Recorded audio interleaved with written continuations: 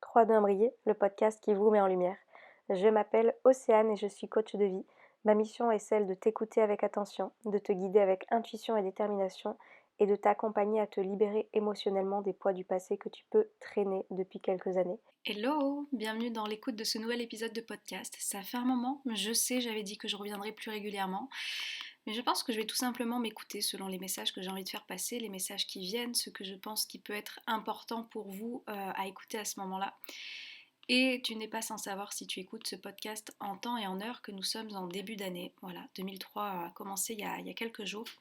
Et j'ai envie de te parler de ce sujet qui est tellement important pour moi, qui est celui de ne pas vivre une vie qui ne te correspond pas et qui ne te correspond plus avec des choix, des décisions que tu as pris par le passé. Django fait toujours partie de ces épisodes par contre. Mais qui ne correspondent pas ou plus à la personne que tu es ou que tu es en train de devenir. Je m'explique. Personne n'a envie d'arriver à la fin de sa vie en ayant ces fameux « et si » dans la tête dont je parle très souvent. Et si j'avais osé quitter cette ville natale? Et si j'avais osé quitter ce boulot où je suis restée pendant des années pour faire ce qui m'a toujours fait rêver? Et si j'avais osé voyager sans attendre d'être à la retraite alors que maintenant peut-être que mon état ne me le permet plus? Et si j'avais osé quitter cette relation au lieu de rester par je ne sais quoi, par des peurs, des croyances limitantes que je pouvais avoir alors que je n'étais pas du tout épanouie là-dedans? Et si tout simplement je me permettais de vivre la vie que j'ai envie de vivre sans être dans ces et si et d'arriver à la fin de sa vie, à un moment donné, avec ces choses en tête qu'on aurait voulu faire, qu'on n'a pas faites. Donc, si tu ne me connais pas, je m'appelle Océane, je suis coach de vie et je n'ai pas toujours eu cet état d'esprit et cette vie. J'ai été pendant quelques années à subir ma vie, à être dans une vie qui ne me plaisait pas, dans des relations qui ne me convenaient plus, à faire des choses que je n'avais pas envie de faire ou à ne pas faire des choses qui me faisaient pourtant envie. Tout ça parce que j'étais bloquée dans ces croyances limitantes, dans ces peurs, dans cette timidité beaucoup à l'époque et dans le fait de ne pas oser. Jusqu'à un jour où j'en ai eu marre en fait. J'en ai eu marre et j'ai décidé de m'écouter. J'ai fait un travail sur moi, j'ai fait un travail intérieur et surtout je suis passée à l'action. Ça, c'est quelque chose de très important parce qu'en fait, il ne suffit pas d'avoir en tête quelque chose. Tu le vois bien, combien de personnes passent leur vie à se projeter à la retraite le jour où elles pourront faire ça. Donc les mois, les semaines, les années passent et arrivé à la retraite, comme je te dis, il peut y avoir des choses que tu n'es plus en capacité de faire ou que tu n'auras peut-être plus envie à ce moment-là parce que tu es aussi un être changeant et qu'on peut évoluer et avoir des aspirations différentes au fur et à mesure que ta vie évolue. Mais il y a peut-être des choses que tu auras toujours envie et que tu n'auras pas faites parce que tu es resté dans des peurs, des craintes et des croyances limitantes. Je suis convaincue qu'on passe beaucoup plus de temps à être dans la peur et à ruminer et à ressasser ou alors à imaginer ce que ta vie pourrait être si elle était différente de celle que tu as aujourd'hui plutôt que d'essayer de se lancer tout simplement, de se lancer, d'agir, de passer à l'action. Et c'est ça qui est inconfortable pour la plupart des personnes, c'est de se dire je quitte mais je ne sais pas ce que je vais retrouver. Et le jour où la plupart des personnes arriveront à s'enlever ça de la tête et tout simplement à écouter et à raisonner avec leur cœur, parce que ce qui compte c'est que tu vis une vie épanouie, moi je suis convaincue que si tu es bien dans ta vie, les personnes autour de toi seront heureux et heureuses de te voir comme ça, plutôt que de subir une vie qui ne te correspond pas, dans laquelle tu vas certainement en plus être au quotidien frustré, blasé, triste, l'énergie du coup que tu renvoies et dans laquelle tu vis et les gens avec qui tu vis vont aussi la sentir cette énergie, ça va être pesant. Je pense que tu vois exactement ce climat dont je veux parler quand tu vis une situation qui ne te plaît pas, ou des fois tu es en train de faire un deuil, ou tu vis une séparation, ou il se passe des choses compliquées dans ton boulot, tu le vois en fait. Et en fait ça c'est un état que tu peux maintenir toute ta vie si tu n'écoutes pas les choses que tu as réellement envie de faire pour toi, avec ton cœur qui résonne avec qui tu es.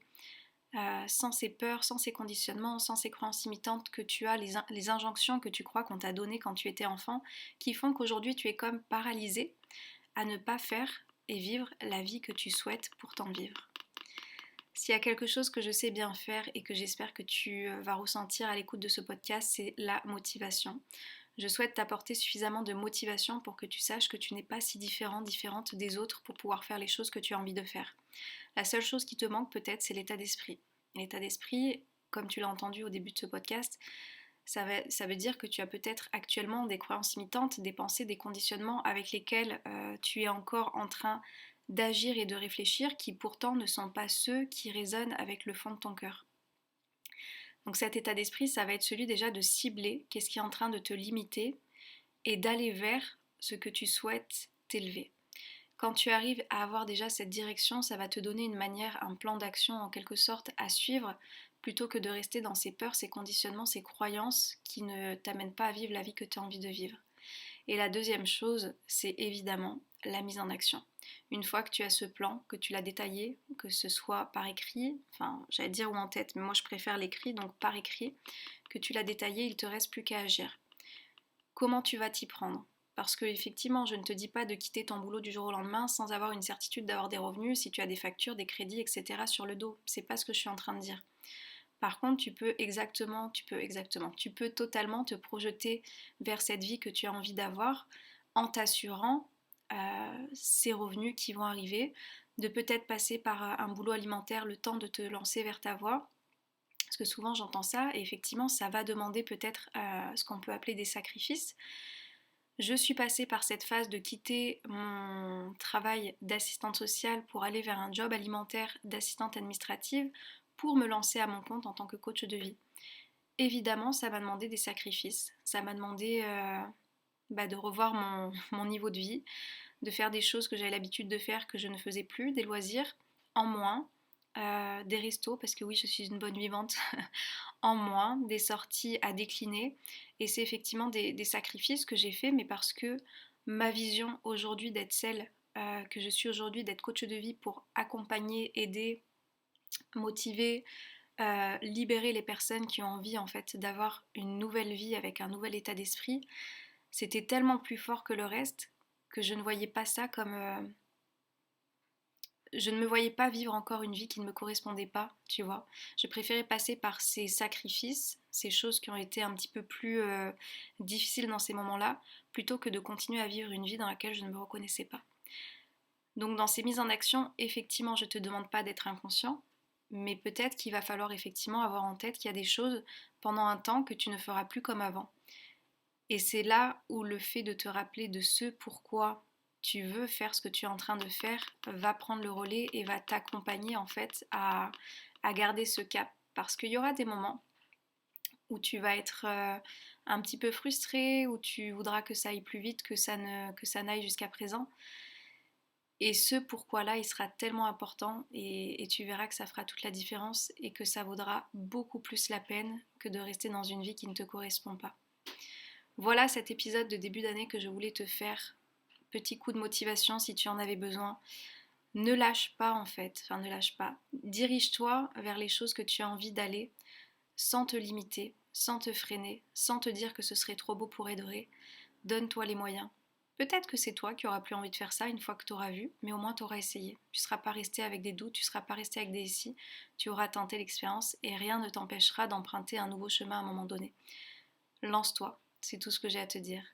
Et si tu as envie de nous rejoindre, j'ai lancé un accompagnement en ce début d'année pour reprogrammer tout cet état d'esprit. On a commencé le lundi 2 janvier. Je laisse les portes accessibles de ce programme le plus complet que j'ai créé jusqu'à présent jusqu'au 31 janvier. Je te mettrai les informations juste en bas. Si tu veux nous rejoindre, c'est le moment. C'est sous forme de masterclass. On se retrouve une fois par semaine le lundi et tu as le droit à un coaching par mois avec moi. Ou si tu as envie d'un coaching à la séance ou au mois, je te mets aussi les informations sur mon site internet. En tous les cas, si tu sens que c'est le moment pour toi cette année d'être aidé, accompagné et soutenu pour aller là où tu souhaites aller, n'attends pas, que ce soit avec moi ou avec une autre personne, mais donne-toi les moyens de réussir et de tenir ce cap que tu souhaites avoir réalisé au cours de cette année 2023. Je te souhaite de passer une très belle journée, une très belle soirée, tout dépend quand tu m'écouteras, et je te dis à très bientôt. Ciao, ciao.